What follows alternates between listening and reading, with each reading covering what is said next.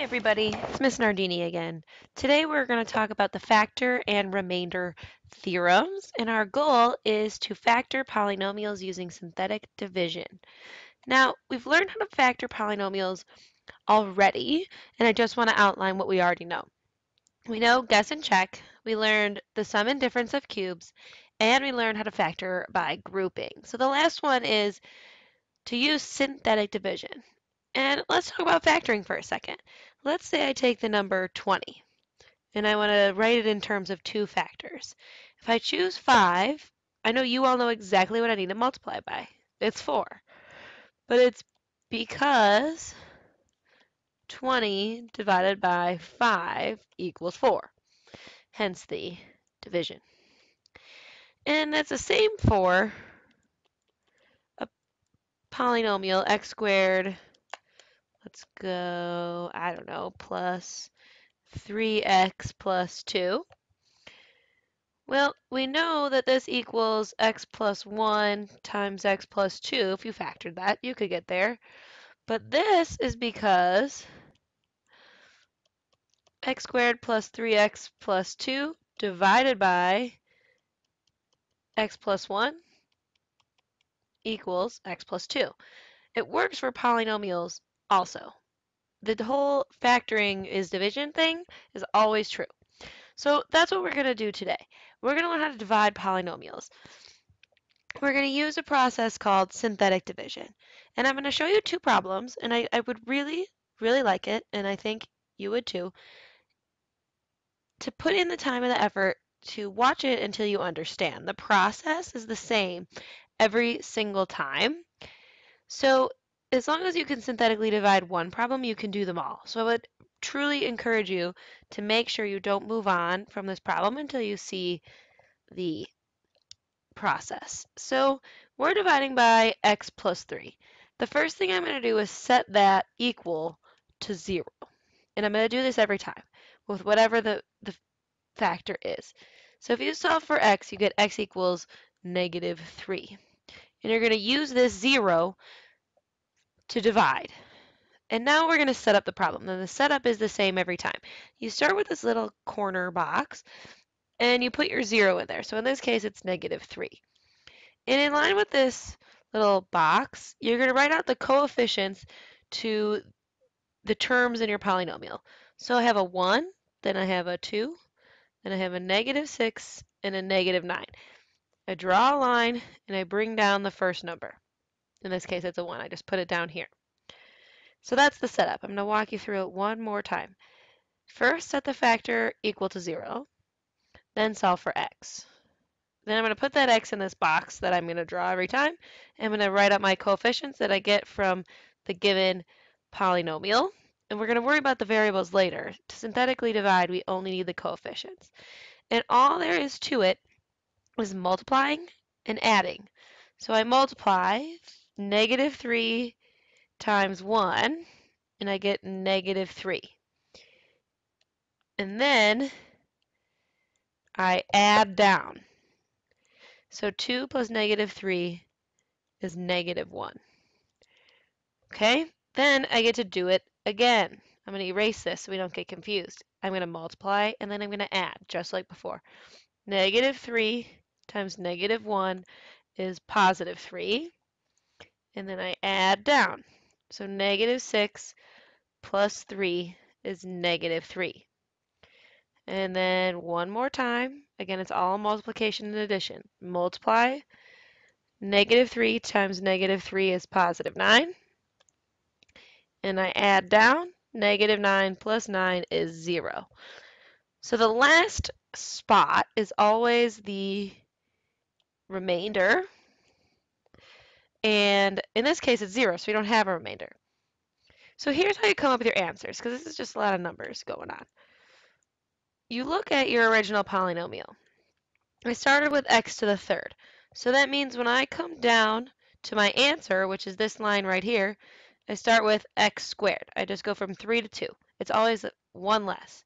Then I have x, 2, 1, 0, no x. So my final answer here is x squared minus x minus 3.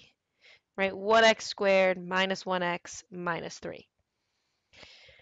All right, I know this is new and it might seem strange, so I would like you to rewind and watch that one again. And I'm going to show you one more example of how just to do synthetic division.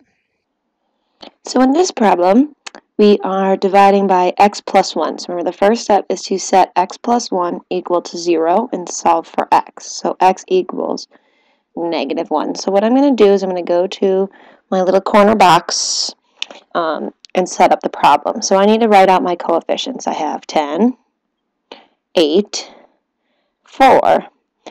But I'm looking at my x's too. X to the fourth, x to the third, x squared. I'm missing an x term. So I need to substitute a 0x in there. And that's very important because if it's not there, you have to substitute it in. And you have to put a 0 in its place when you're setting up the problem. And then I have negative 3. So it's very important that you're checking for that every time. And then I bring down the 10, and I go through this process again. So remember, I multiply. So negative 1 times 10 is negative 10. And then I add down, and I get 8 plus negative 10 is negative 2. And then I go through that same process. I say negative 1 times negative 2 is positive 2. 4 plus 2 is 6. Remember, it's always just multiply, add, multiply, add. So negative 1 times 6 is negative 6. 0 plus negative 6 is negative 6. And then negative 1 times a negative 6 is a positive 6. And then I add negative 3 plus 6 is 3. So when I make my final answer, I'm looking that I start from x to the fourth. So when I go to my answer again, which is this line right here, I got to bump it down a degree. So it goes x to the third, x squared, x. And then this 3 here is what we call the remainder. And when I have the remainder, I need to divide it by whatever we're dividing by every time. So in this case, that's x plus 1. So when I write out my final answer, I have 10x to the third minus 2x squared plus 6x minus 6. And then I always add, and then I keep my sign with the number there, but in this case it's a positive 3 over x plus 1 for the final answer. So again, this is synthetic division, and the process is the same every time. So make sure that you're watching this portion of the video so you know it forwards and backwards before you move on. So the two main topics of this lesson are the remainder theorem, saying if a polynomial f of x is divided by x minus k, then the remainder r equals f of k. And that's just here for your reference. And the factor theorem says a polynomial f of x has a factor, x minus k, if and only if f of k equals 0. So they're saying if your x value makes your function 0, then you can factor it. And I'll show you what that means. So example 3, we're going to factor completely given that f of negative 3 equals 0. So that means x equals negative 3. But if we think back to the other problems, we always had a factor here that we were dividing by, and then we set it equal to 0. So we want to add 3 to both sides here, so x plus 3 equals 0. This means x plus 3 is a factor. So basically, we're given the 0 is negative 3, means x plus 3 is a factor.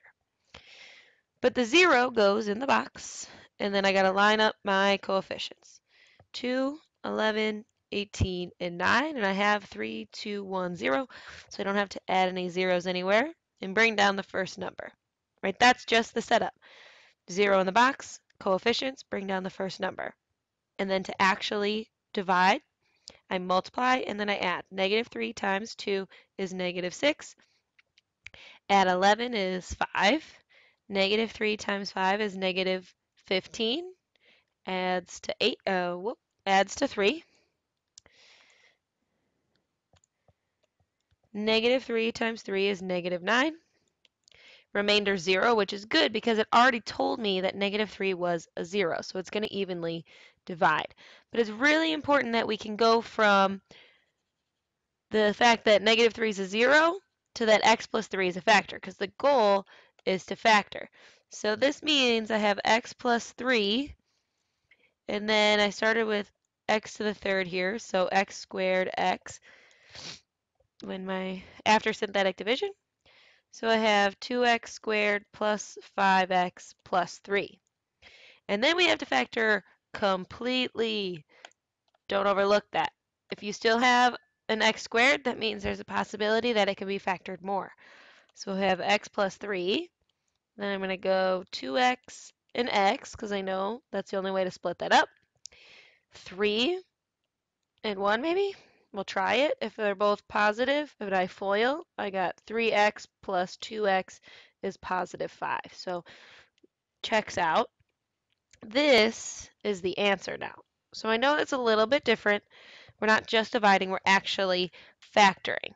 So remember, this goes back to up here when we talked about division. I divided my original polynomial by one of its factors to get the other. So if I divide 2x to the third plus 11x squared plus 18x plus 9 divided by x plus 3, which is what we did here, given this, f of negative 3 equals 0, I got my answer was 2x squared plus 5x plus 3. So that's why they're both there. And then I factored some more.